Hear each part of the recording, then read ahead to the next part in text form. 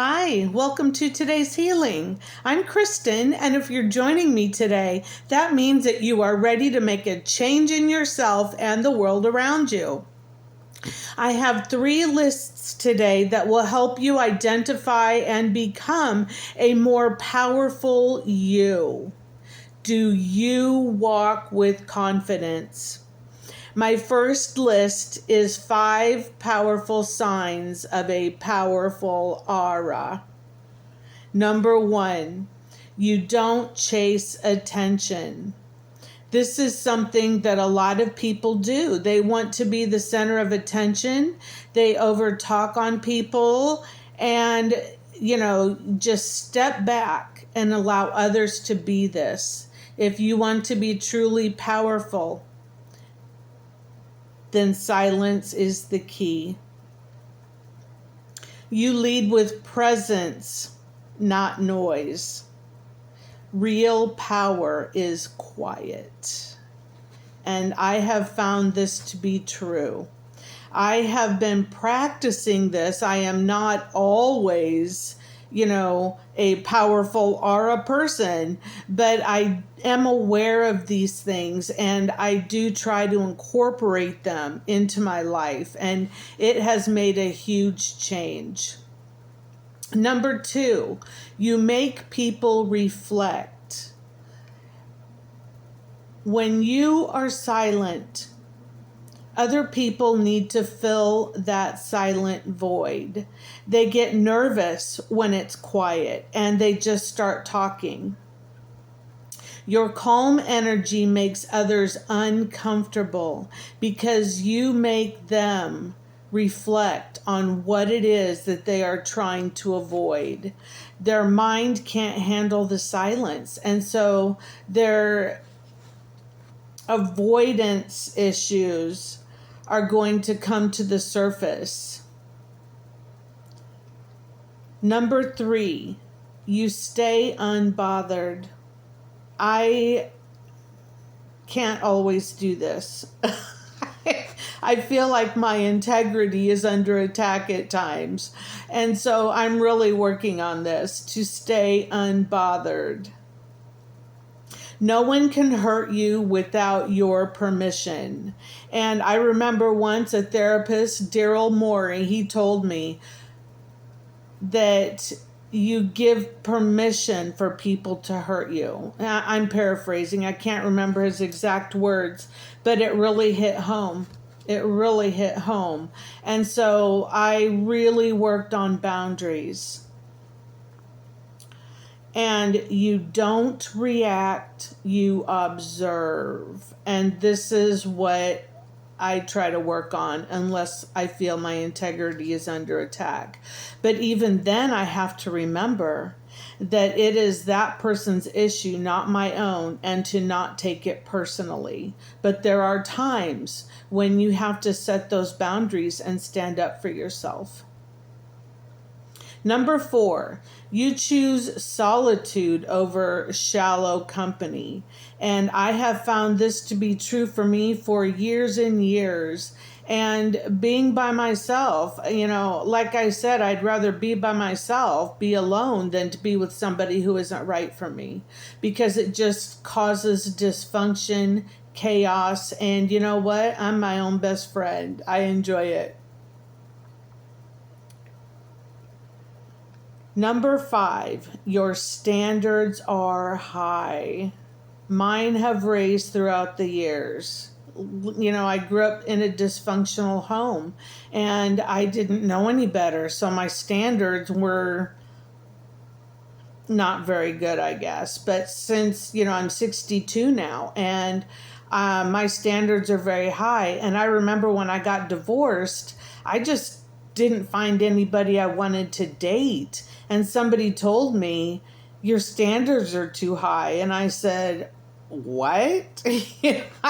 I wasn't going to lower my standards just to find someone to date when I'd rather be alone. Internally, you don't seek validation. And this is key. You don't need validation from the outside world. And you live by discipline, virtue, and purpose. And this is where self-integrity comes in. Okay? And that is signs of a powerful aura. Now we move on to the 10 signs of strength. Number 1, never give your work away for free. Your talent and time have value. Treat them as such. I know as a healer, not having a business anymore, I, don't mind working on people once in a while. And I am in a different mindset, and when I was a healer in my own business, I would give people more time than what they were paying me because they were on the brink of something big. And, I was running over, but I couldn't say to them, you know what, time's up, sorry, come back. It just doesn't work that way for me as a true healer. Number 2, never give advice that was never asked for. And I have done this in the past, but now I just kind of wait, But with my gifts, I'm able to kind of tap in and know how to direct the conversation. But don't interject advice if it's not asked for. Unsolicited opinions are rarely welcomed and often resented. And you probably have noticed this, when I try to give advice, and sometimes I do with family members or, coworkers or something, and it's like they just deflect and they turn away from it and they don't want to hear it. So unless they ask for it, but even so, there are people out there who say, I want your opinion on this. I want some advice. And then they fight against it anyway. So it's best to leave them on their own. Number 3, never speak about what you don't know. Sometimes I know a little bit about something and I will, put it into the conversation. But was it really necessary? No. Silence is wisdom. Speak only when your words add value. And again, with my gifts, I'm able to tap into people and know what to say, when to say it. But I've got to work on the advice thing, and I am.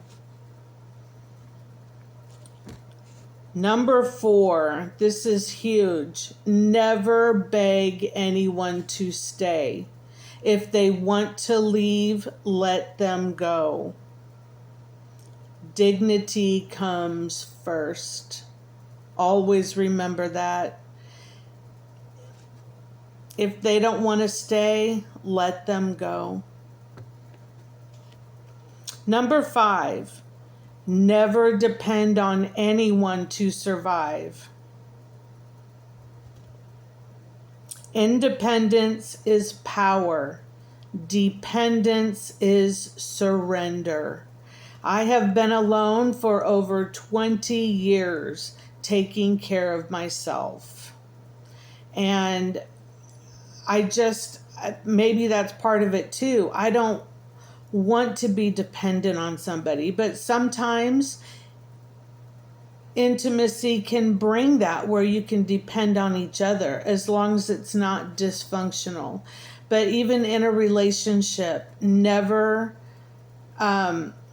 depend on somebody for your survival. Be your own unique person. Number 6, Never lend or borrow money. I have done both. But I paid it back, and I even wanted to pay interest, and they said no. And but that's about the only time I think that I've ever borrowed money. But it was something that came up, and I had to do it. I just had to do it. And I don't like to borrow money, and I don't think I really do. I have in the past to family members, but that still, you don't want to lend or borrow money. Debt destroys peace faster than poverty ever could. And this is true. I have been in debt, and I am in debt a little bit now. And I've got to get those debts paid off so I'm not in poverty.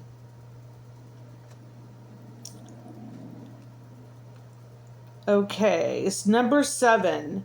Never apologize more than once. A sincere sorry is all it takes, and never beg for forgiveness.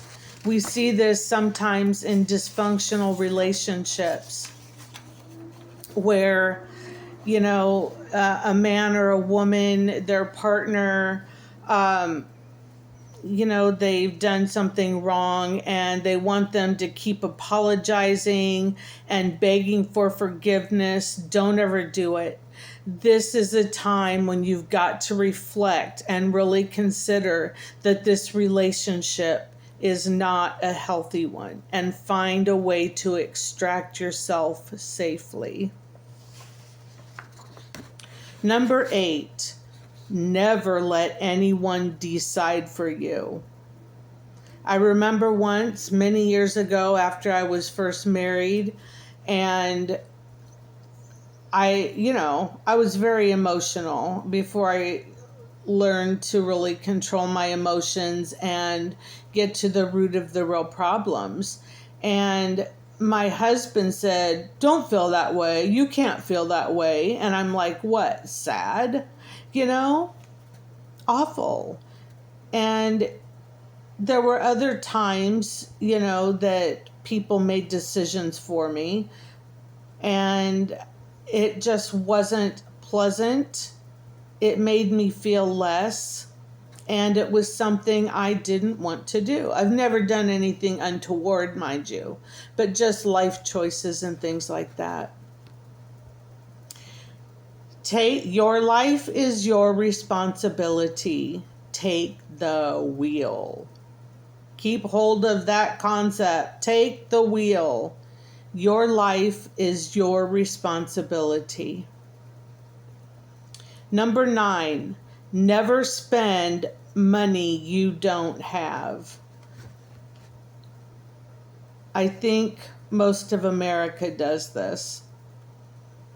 And when I moved here, I was in a lower paying job before I started at, where I'm at now. And I had to use my credit cards. And then when my car broke down, I had to use my credit cards. And then, not getting a raise like I expected, then I'm not paying those credit cards off in a timely manner. And I was. But everything just caught up to me. So now, guess what? I'm making the decision to get a higher paying position. And the boss I have right now, she said, "Kristen, it isn't always all about the money." And I'm like, it is. I'm sorry. It is about the money at this point. So make your own decisions. Do what is best for you.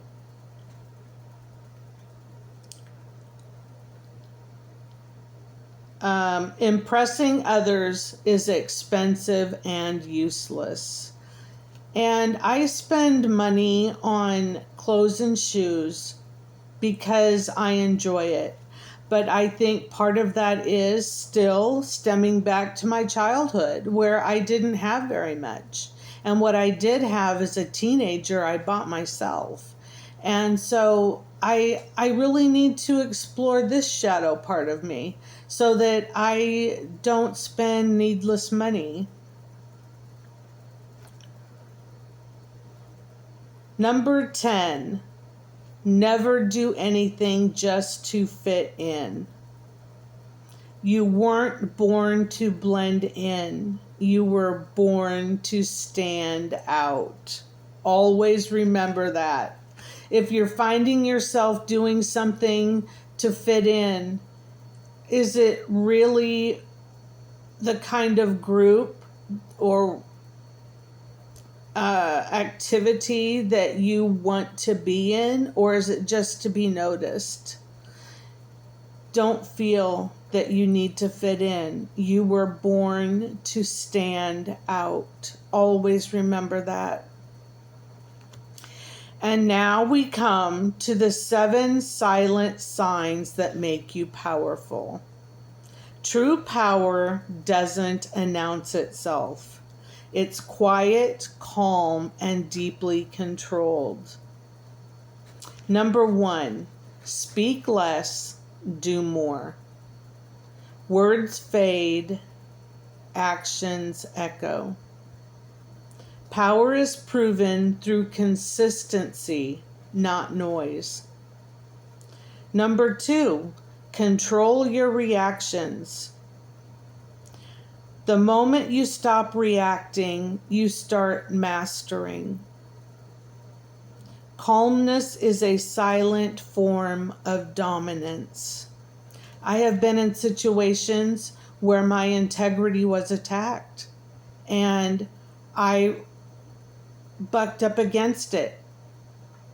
And I couldn't stay silent. I just couldn't. But maybe I need to learn to do that sometimes, remembering that this is not about me, it's about the other person and their issues. But when I feel that I'm being treated unfairly and my integrity is attacked, what do you do? What do you do? And so calmly think through what's happening and then respond that way. Number 3, move in private, build in silence. Let the results make the noise. People can't ruin what they can't see. And there are people out there, and I've seen it on movies, read it in books, where someone is going to tell someone exactly what they plan to do. Well, that just gives the other person a list to work from to tear that other person down, doesn't it? So now I've learned throughout these years to keep it close to my chest, vest or whatever, so that the other person does not know what I'm planning. Is this subterfuge? No, it's safety. It's safety in all accords. So don't tell someone what you're planning, unless it's, hey, we're planning a party or whatever. But, something that the other person could maybe use against you. Number 4, observe, don't expose. Watch everything, say little. Observation reveals more than confrontation ever will. And this is something that I'm learning still. And I am getting a lot better at it. I mean, it doesn't happen all the time.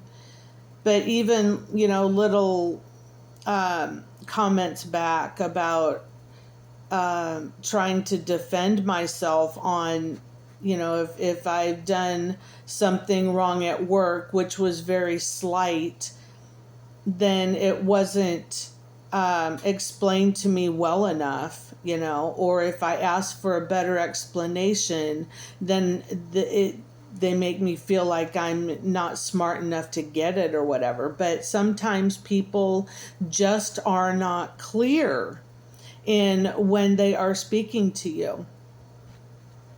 So sometimes I guess I just have to let things go, and I'm working on that. I am not perfect in any of this. I'm learning as I go as well, but mastering it too, because of all the years that I've lived, all the therapy I've had, all of the encounters I've had, and I am here to bring you this information because it's helpful to me. So I thought maybe it will be helpful to you. Number 5, walk away with dignity. Never beg, never chase. Walking away silently is louder than any argument. Number 6, master your emotions. Control within is power without. And sometimes we react, and it's just like with anger. If you explode in your anger, it stems from old issues, old issues or past issues. And this is something that you need to work on as a shadow aspect of yourself, to face it, to work through it, whether you do it with another person or journaling or therapy. It is extremely important to be a powerful entity to work through these erupting emotions.